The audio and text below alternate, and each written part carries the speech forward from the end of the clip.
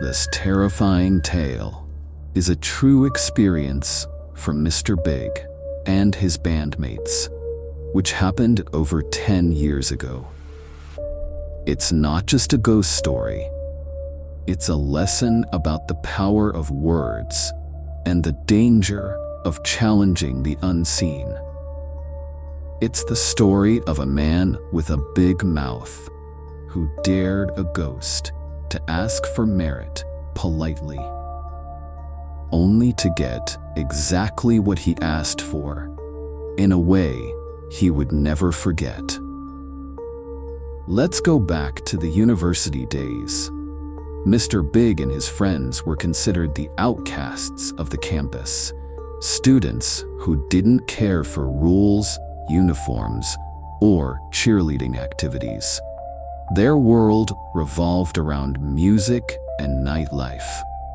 Mr. Big formed a band with 3 new friends from the Rangsit area, Mr. A, Mr. B, and the central character of this tragedy, Mr. C.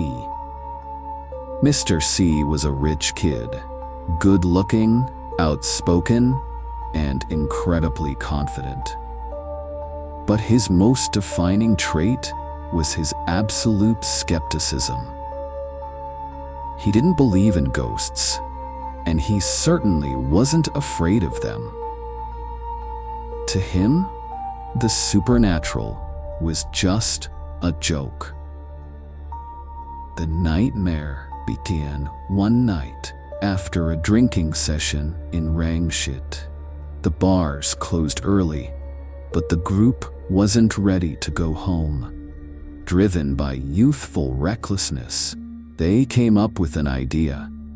Let's go ghost hunting.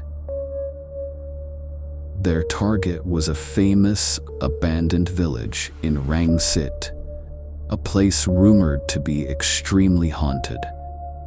They rode their motorcycles in a convoy led by Mr. C, who had invited a group of pretty girls along, hoping to show off his bravery.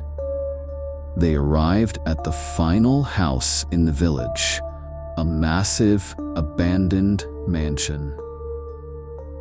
The atmosphere was dark and desolate, overgrown with weeds and trees. Mr. C didn't hesitate. He marched in front of the girls, shining his flashlight everywhere, shouting vulgar challenges and insults at the spirits, his voice echoing through the empty building. While his friends were having fun exploring, Mr. Big grew bored and wanted a smoke. He separated from the group and walked to the back of the house on the ground floor. It was a long corridor where the ceiling had partially collapsed, revealing rotting structures and vines hanging down like natural curtains. He found a spot near a crumbled wall that looked out onto a field of tall grass. The moonlight was bright enough to see, so he wasn't afraid. He stood there smoking, blowing gray smoke into the air, unaware that his peace was about to be shattered. Amidst the noise of his friends upstairs, Mr. Big suddenly heard something. It was a sound without words, like someone signaling, tisk tisk, or a sharp whistle to get his attention. The sound didn't come from upstairs. It came from right beside him at eye level. He snapped his head toward the sound. To his right, there was an unfinished wall partition, jutting out just enough for someone to hide behind. He squinted into the dim light, and in that second, his breath stopped. Gripping the edge of the concrete wall was a hand. But not just one.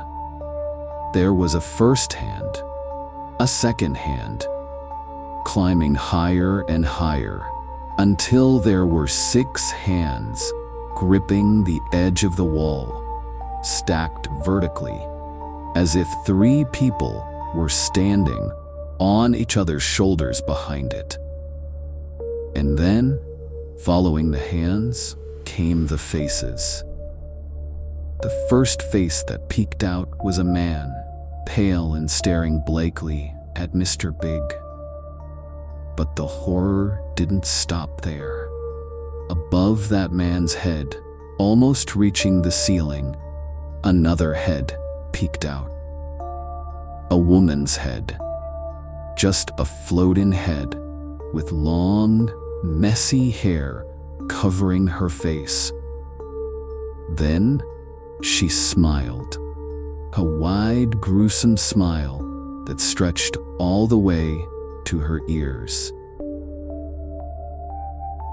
Mr. Big, usually tough and unafraid, knew this couldn't be explained by logic. He dropped his cigarette and turned to walk away. But he had only taken a few steps when he heard heavy footsteps chasing him.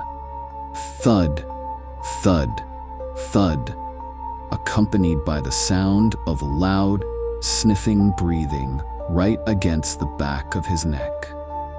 It was as if they were chasing him to say, "Don't leave yet."